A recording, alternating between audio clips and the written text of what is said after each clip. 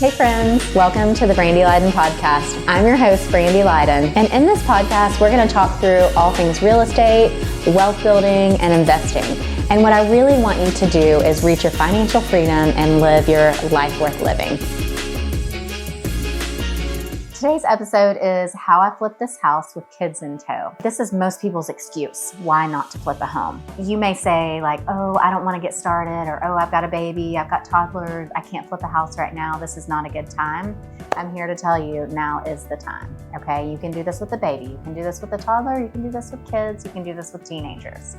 And that is what we're going to talk about today. So I want to share how I balanced doing a flip with motherhood, school drop-offs, work, and everything in between. When I found my first deal, I thought, is this so crazy? Like, I have kids, I'm a full-time realtor, I've got, nobody was driving at the time. So it's like, I've got to do all the drop off, all the pickup, all the things myself. Am I crazy for doing this? And so you might be thinking that, but what I want to walk through is how I made it work, the challenges, the actual achievement when it does get sold, and the lessons that you can teach your kids while flipping. Flipping with kids doesn't mean you can't do it. It just means you need a different strategy. The first thing we're going to talk about is how to make it work with kids. And this may vary for you. My kids were older, so can feed themselves, can walk around themselves. They actually are pretty big helpers. You may be thinking about this and you have a baby, you may have a toddler. So we'll talk about some different scenarios here. But the first part is like involving the kids where you can, okay? So if you have a baby, they're probably gonna be strapped to you. If you have a toddler, maybe they can pick up some trash and put it in the trash can. My kids were old enough to help with demo. And so I think that is really important. It's just teaching them like hard work. Sometimes to make money, we have to do hard work and work that we don't want to do. And so on the first one, it was, we had a dumpster dropped and, all right, kids, you guys want to make some money? It's Saturday. The house was completely covered. You could not see the floor. The tenants left everything they owned, trash and all. So we couldn't see the floors, and it was a split level home. And so here we go, however many dumpsters later, and the kids were just shoveling like with snow shovels, putting stuff into trash bags and getting it out to the dumpster.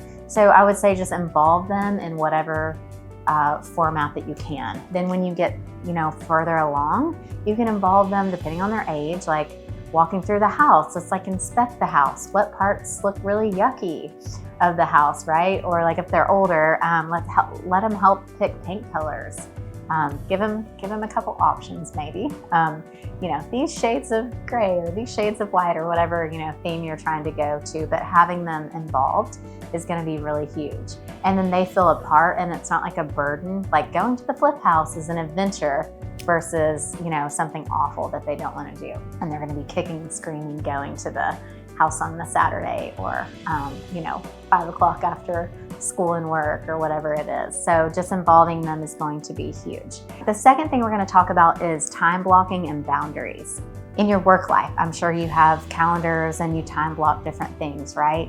You have boundaries in your personal life. So with a flip, I think it sometimes can completely take over your life because you have this timeline, you have this deadline of 60 days, 90 days, whatever it is, to get everything finished.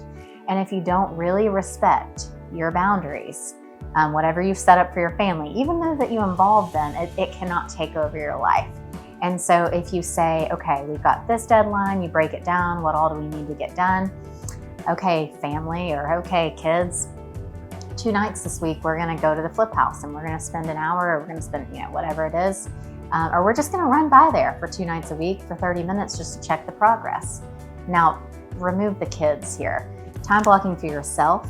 So you may have a full-time job and you're doing this like on the way to work or after work that you're popping in and checking. I assume you're gonna be hiring a contractor and you're just basically checking their progress each day. So just small little time blocks to where you know that you have taken that 90 or 60 day timeline and you've broken it down and you're gonna hit that. Now, when we talk about setting boundaries, I say setting boundaries on a whole level, like for the whole project. You don't want it taking over your life. So the time blocking is going to help with that. You also do not want calls nonstop, every day, every night, Saturday, Sunday, things like that. So setting boundaries with contractors. Most of them are gonna work Monday through Friday, so you don't really have to deal with that on the weekend. But if you are not setting boundaries for yourself, you'll find you and your family, or you and your kids, or whatever it is, over there all weekend. And so then the kids are gonna think this is a chore, this is not an adventure, this is not fun. I do not like that mom flips.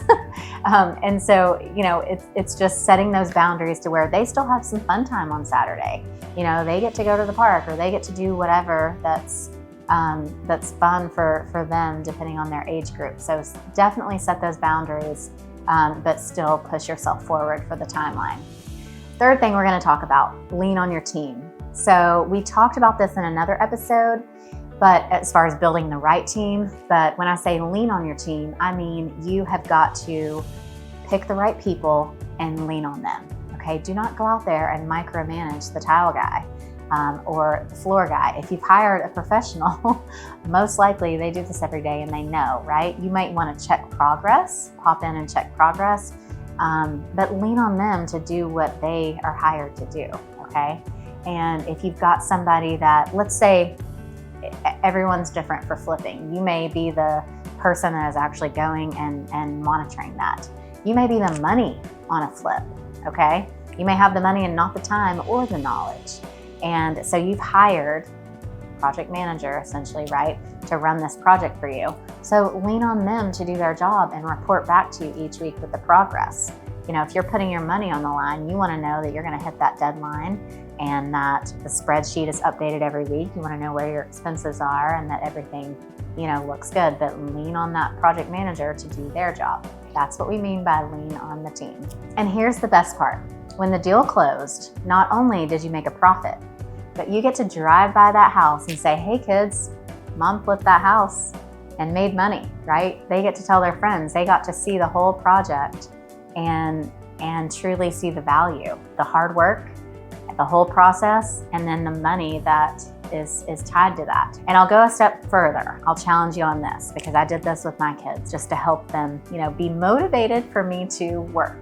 Me working takes time away from the family, sometimes in the evenings and on the weekends. And so I really wanted them to see and have some sort of motivation tied to me closing a deal or having a closing. So at the end of the flip, I would recommend, it closes out, you get your money, pay your kids. Oh guys, we flipped a house, $10 a kid, or $20 a kid, whatever it is, something that's big to them, but you're not gonna miss out, right? And so they're really gonna be excited. Oh, when's our next, flip that we're doing, because they make money.